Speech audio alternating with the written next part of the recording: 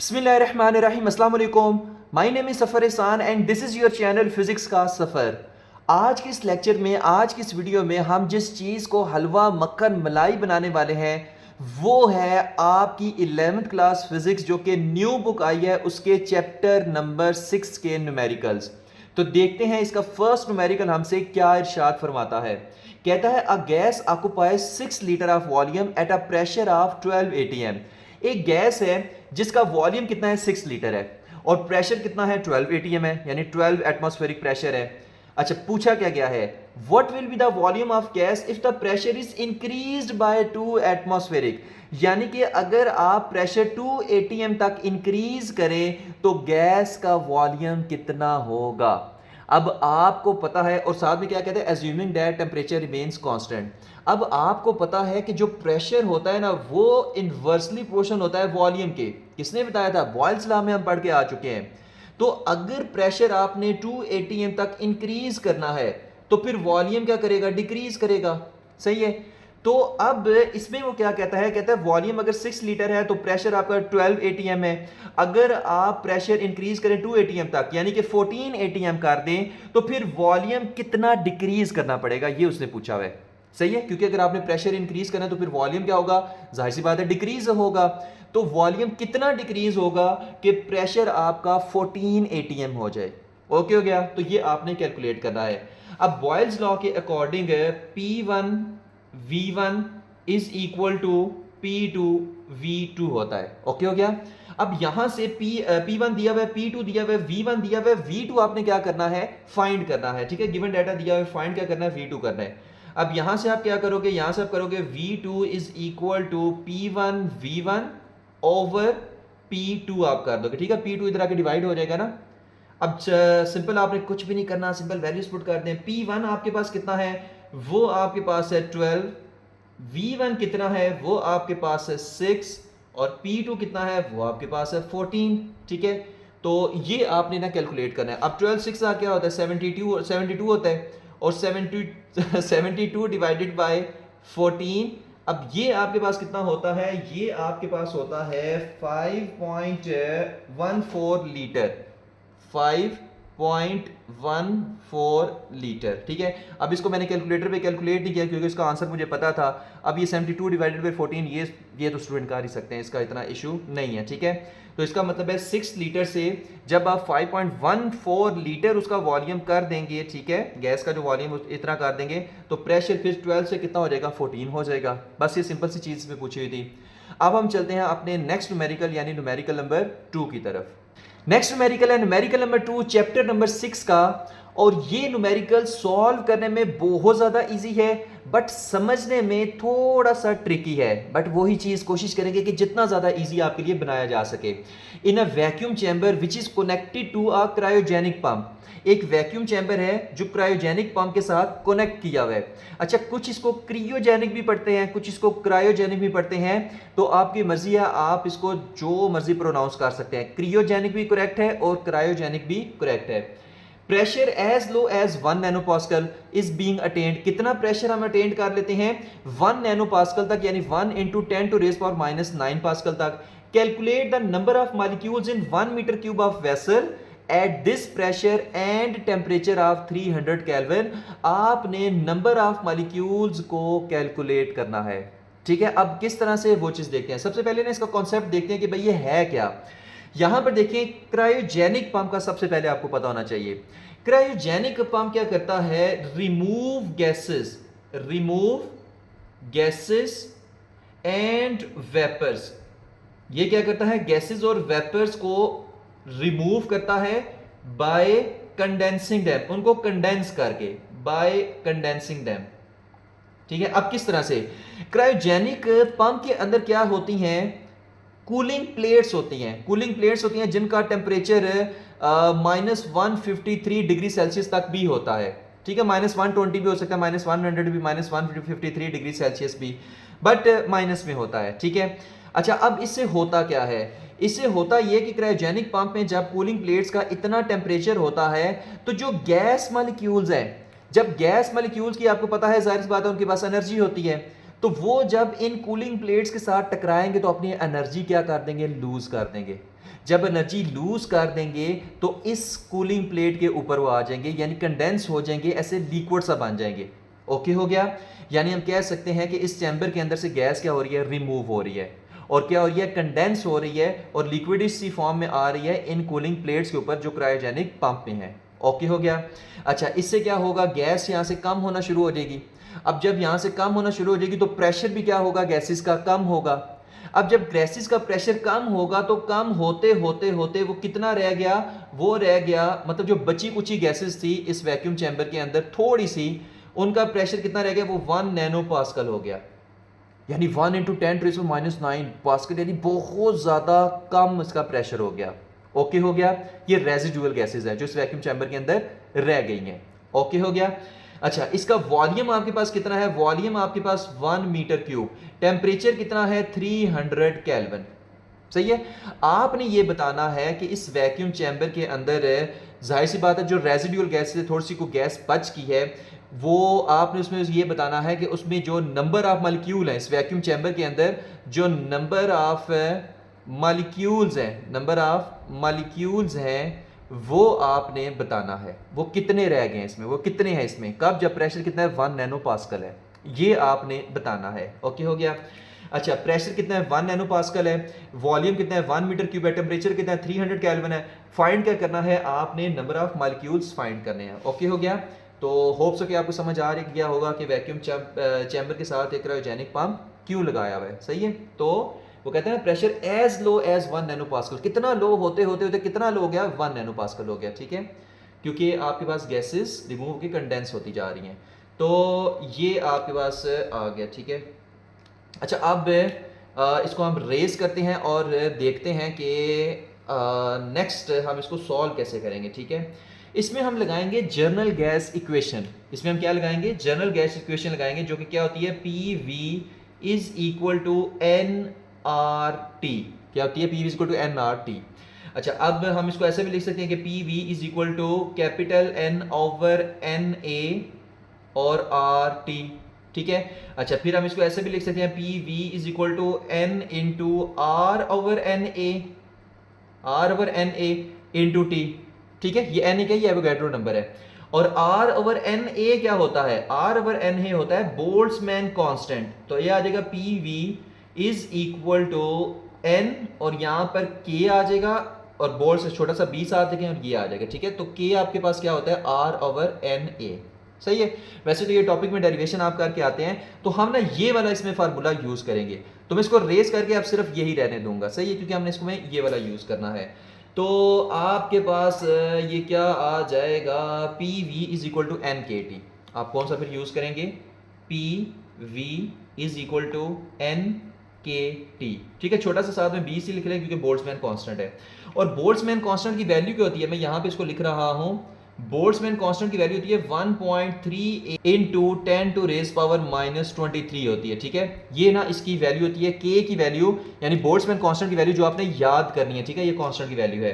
अब यहां से हमने फाइंड क्या करना है, एन को, तो आप एन को इधर ले आए और यहां पर लिखें पी वी डिवाइडेड बाई के, और टी को इधर आके डिवाइड करा दें, तो यहां पे आ जाएगा के और साथ में आ जाएगा टी। सही है, कुछ भी नहीं करना, वैल्यूज पुट करें, कहानी खत्म करें। n is equal to pressure आपके पास कितना है 1 इंटू 10 टू रेज पावर -9। ठीक है, 1 नैनो पास्कल है ना। वॉल्यूम कितना है 1 मीटर क्यूब है, डिवाइडेड बाय के कितना है 1.38 इंटू 10 टू रेज पावर -23, और टी आपके पास कितना है 300 केल्विन है। सही है। अच्छा, अब इसको आप जब सॉल्व करोगे ना, तो आप इसको सॉल्व कैसे करेंगे वो चीज़ देखते हैं। मैंने अब इस के की वैल्यू को मिटा रहा हूँ। सही है, होप्स हो कि आपको ये याद अभी सही होगी। ठीक है, तो मैं इसको मिटा रहा हूँ।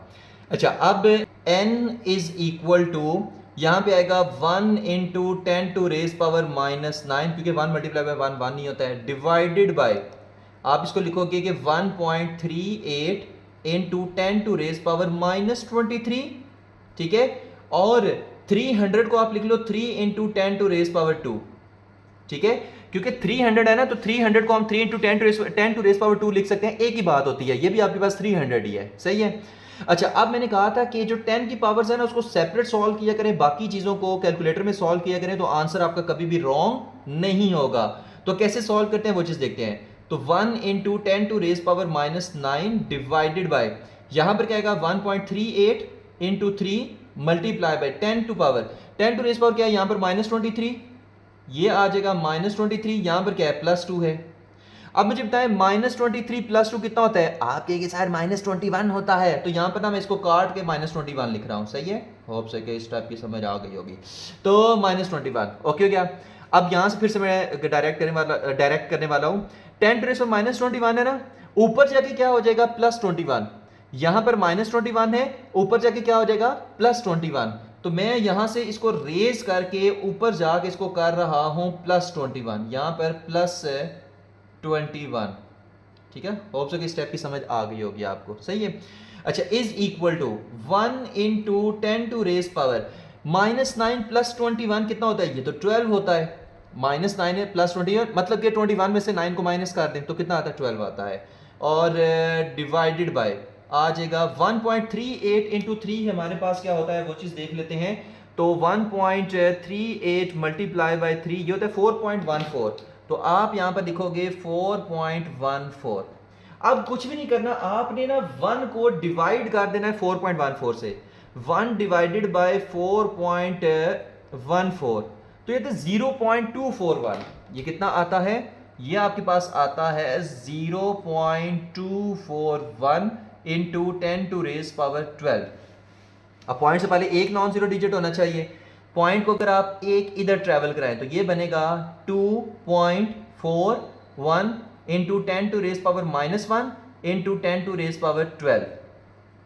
अब यहां से 12 -1 कितना होता है? 11। तो ये आपके पास आ जाएगा 2.41 इंटू 10 टू रेज पावर 11।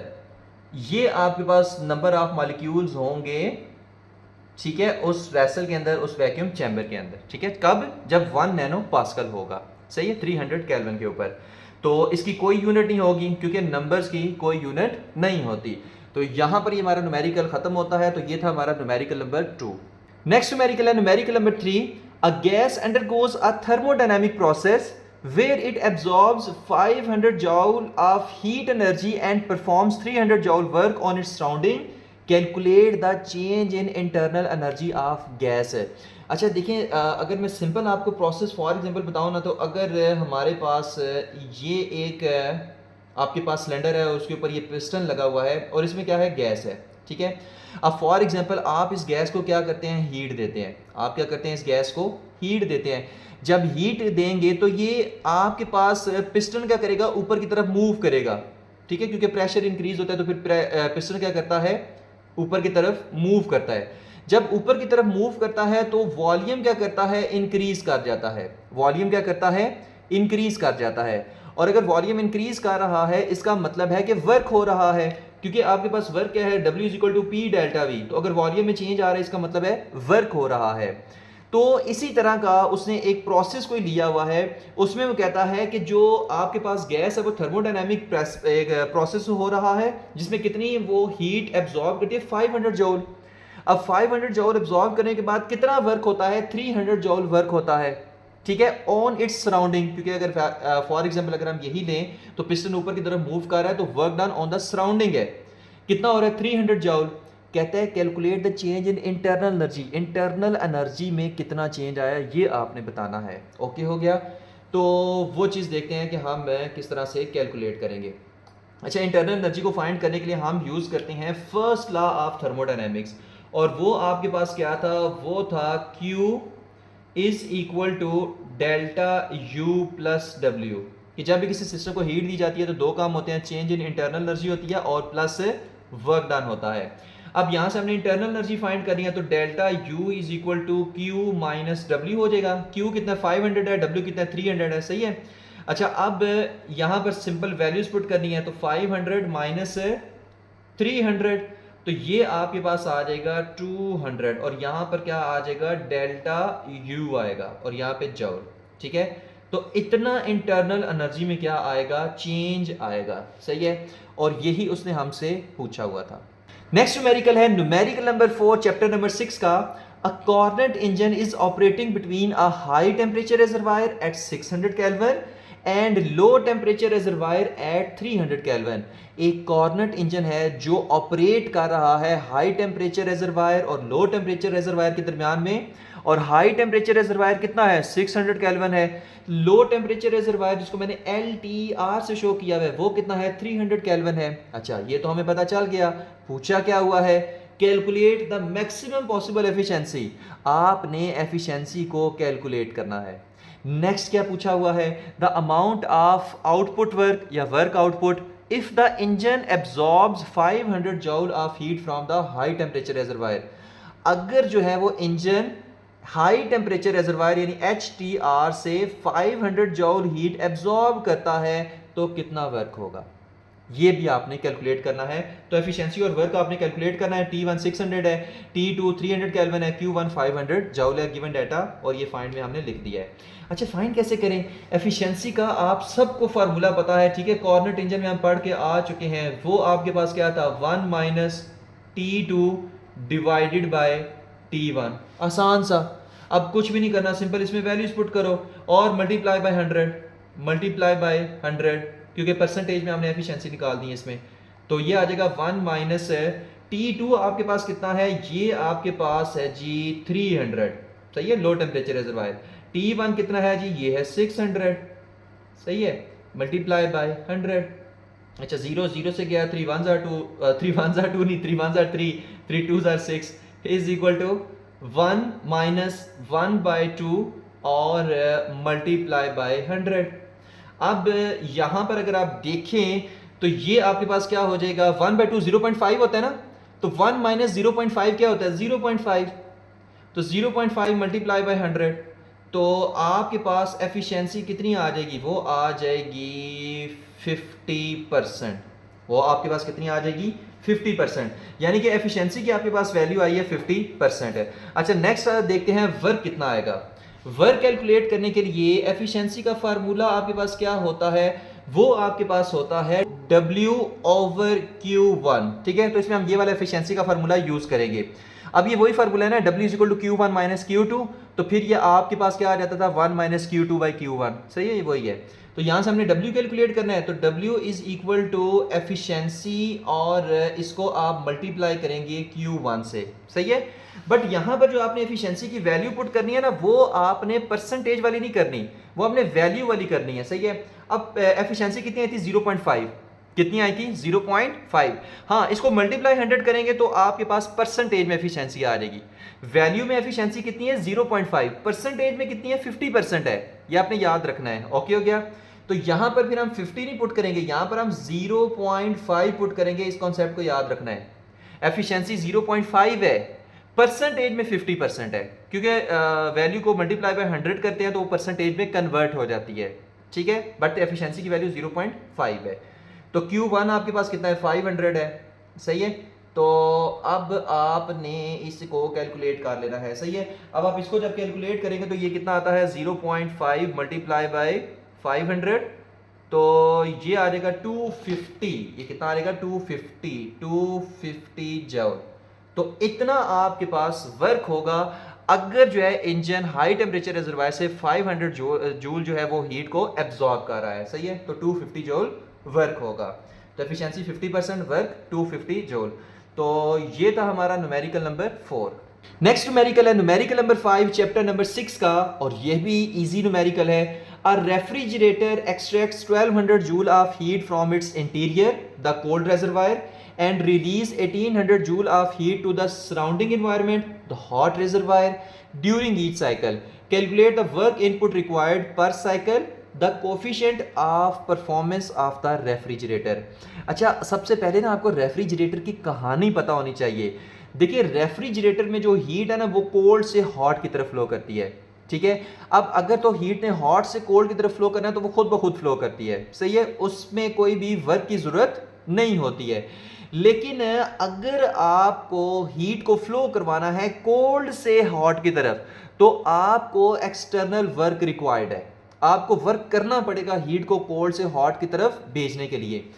यहां पर भी यही सेम कहानी है कि रेफ्रिजरेटर्स के अंदर से हीट एक्सट्रैक्ट कितनी हो रही है 1200 जूल। ज़ाहिर एक्सट्रैक्ट करेंगे तो अंदर कूलिंग होगी ना, उसके अंदर से हीट को बाहर निकालेंगे तब अंदर कूलिंग होगी। तो 1200 जूल जो है हीट एक्सट्रैक्ट हो रही है और हीट निकाल के आप कहाँ भेज रहे हैं, सराउंडिंग में। सराउंडिंग में कितनी हीट जा रही है, 1800 जूल। तो कहता है कितना इनपुट वर्क रिक्वायर्ड है, सही है। तो अब ये भी देखें 1200 निकाल रहा है, अंदर से निकाल रहा है 1800 बाहर भेज रहा है, भाई ये 600 और कहाँ से आई, तो वो सोल्यूशन में पता चलेगा, सही है। वर्क आपने कैलकुलेट करना है, इनपुट वर्क कितना करना पड़ेगा, और कोफिशिएंट ऑफ परफॉर्मेंस आपने ये भी आपने फाइंड करना है। अच्छा, कैलकुलेशन में देखते हैं कि फिर कैसे हम इसको कैलकुलेट करेंगे, कैलकुलेशन, ठीक है। अच्छा, वर्क का जो फार्मूला होता है ना रेफ्रिजरेटर के अंदर, वो आपके पास क्या होता है, W is equal to QH minus QC, ठीक है। यहां पे देखिए डाटा में क्या दिया हुआ है, जो कोल्ड रेजरवायर से हीट एक्सट्रैक्ट हो रही है कितनी है, 1200 है। हॉट रेजरवायर में कितनी जा रही है, 1800। तो QC और QH से इसको शो कर दिया। फाइंड क्या करना है, W और coefficient of performance of the refrigerator यानी कि E फाइंड करना है। और वर्क आपके पास रेफ्रिजरेटर निकालने के लिए उसका फार्मूला क्या है, QH minus QC। Hot reservoir की हीट माइनस कोल्ड रेजरवायर की हीट जो आपने वो उसमें कोल्ड रेजरवायर से एक्सट्रैक्ट की है। तो हॉट रेजरवायर की कितनी है, 1800 माइनस QC कितना है, 1200। तो ये आपके पास वर्क आपको कितना करना पड़ेगा, 600 जूल। पता चल गया ना कि 1200 आ रही है, 1800 जा कैसे रही है, क्योंकि 600 जूल आपको इनपुट वर्क आप कर रही है। इस वजह से 1200 जूल हीट एक्सट्रैक्ट हो रही है और 1800 जूल जो है वो सराउंडिंग के अंदर हम भेज रहे हैं, सही है, क्योंकि 600 जूल आप साथ में एडिशनली वर्क भी कर रहे हैं, तब ये हीट कोल्ड से हॉट की तरफ जाएगी। अच्छा, नेक्स्ट है coefficient of performance of refrigerator, वो चीज़ देख लेते हैं, ठीक है। अच्छा, उसके लिए जो आपके पास फार्मूला है ना वो है E is equal to QC divided by work. ये आपके पास फार्मूला है, ठीक है। फार्मूले आपको पता होने चाहिए। QC आपके पास कितना है, 1200। वर्क आपके पास कितना है, 600। तो आपके पास E कितना आ जाएगा, 2 आ जाएगा बस, क्योंकि 0 0 से 2 0 2 0 से गए, 6 1 2 और 6 2 12, तो आपके पास 2 आ जाएगा, सही है। बस इतनी सी चीज़, दो चीज़ें ये फाइंड करनी थी, वर्क और E। आसान से न्यूमेरिकल है। तो ये था हमारा न्यूमेरिकल नंबर 5। नेक्स्ट न्यूमेरिकल है न्यूमेरिकल नंबर 6, चैप्टर नंबर 6 का। और सॉल्व करने में तो बहुत ज़्यादा इजी है, बट समझने में ये भी थोड़ा सा ट्रिकी है, तो ध्यान इधर करना है। कैलकुलेट द एंट्रोपी चेंज, आपने क्या फाइंड करना है, एंट्रोपी चेंज फाइंड करना है। कब, when 1 mole of ice at 0 degree Celsius melts to form liquid water at the same temperature. जब 1 mole of ice 0 degree Celsius पे मेल्ट हो के लिक्विड वाटर में चेंज हो जाए, तब आपने चेंज इन एंट्रोपी फाइंड करना है। अब इसमें ना थोड़े से कॉन्सेप्ट वाली बात क्या है कि अगर आपके पास ये आइस है, ठीक है, ये आपके पास आइस है, और कितनी आइस है, 1 मोल ऑफ आइस है। टेम्परेचर आपके पास कितना है, 0 डिग्री सेल्सियस है, और हीट जो ये एब्जॉर्ब कर रही है, सही है, वो आपके पास कितनी है, 6.01 किलो जॉल, ठीक है। ये आपके पास दी हुई है, ये heat of fusion of ice पर मोल 6.01 किलो जॉल, ठीक है। यानी कि 1 mole of ice 6.01 kilo जॉल heat absorb करके, 1 mole of ice 6.01 kilo जॉल heat absorb करके लिक्विड वाटर में कन्वर्ट हो जाती है, चेंज हो जाती है। ओके हो गया। तो ये जो 6.01 किलो जॉल हीट है, इसको हम कहते हैं लेटेंट हीट ऑफ फ्यूजन। इसको हम क्या कहते हैं, लेटेंट हीट ऑफ फ्यूजन, जो रिक्वायर्ड होती है फेज चेंज के लिए। मतलब आइस से किस में चेंज होगी, वाटर में चेंज होगी। तो इस वजह से इसको वो कह रहा है heat of fusion of ice पर मोल, क्योंकि आइस कितनी है, 1 मोल है, ठीक है। और वो कितनी है, 6.01 किलो जॉल। इसलिए लिखा ना 6.01 इंटू 10⁻³ 10⁻³ क्या होता है, किलो होता है, तो 6.01 किलो जॉल। ओके हो गया। नंबर ऑफ मोल कितने हैं, 1 है। टेम्परेचर कितना है, 0 डिग्री सेल्सियस है। केल्विन में करेंगे तो प्लस 273 कर देंगे, और ये आ जाएगा टेम्परेचर 273 केल्विन। ज़ाहिर है डिग्री सेल्सियस से केल्विन में जाना हो तो प्लस 273 करते हैं। ओके हो गया। फाइंड क्या करना है, चेंज इन एंट्रोपी फाइंड करनी है। ओके हो गया। तो होप सो ये लेटेंट हीट ऑफ फ्यूजन का कॉन्सेप्ट ये आपको समझ आ गया होगा, सही है। कि इसमें हमने क्या किया, 6.01 किलो जॉल हीट रिक्वायर्ड है 1 मोल ऑफ आइस को वाटर में, 1 मोल ऑफ वाटर में चेंज होने के लिए। ओके हो गया। अच्छा, एंट्रोपी का फार्मूला क्या होता है, सबसे पहले हेडिंग देंगे कैलकुलेशन, ठीक है। तो जाहिर सी बात है एंट्रोपी चेंज तो आएगा, सॉलिड से लिक्विड में जा रहा है, तो वो कितना चेंज इन एंट्रोपी आया। तो delta S is equal to formula होता है delta Q divided by T. Formula क्या होता है, delta Q divided by T. Values put करेंगे तो 6.01 इंटू 10⁻³ किलो है ना, तो 10⁻³ इसको लिखेंगे, ये आपके क्वेश्चन में भी दिया हुआ है। और टेम्परेचर कितना है वो आपके पास है 273, कितना है 273।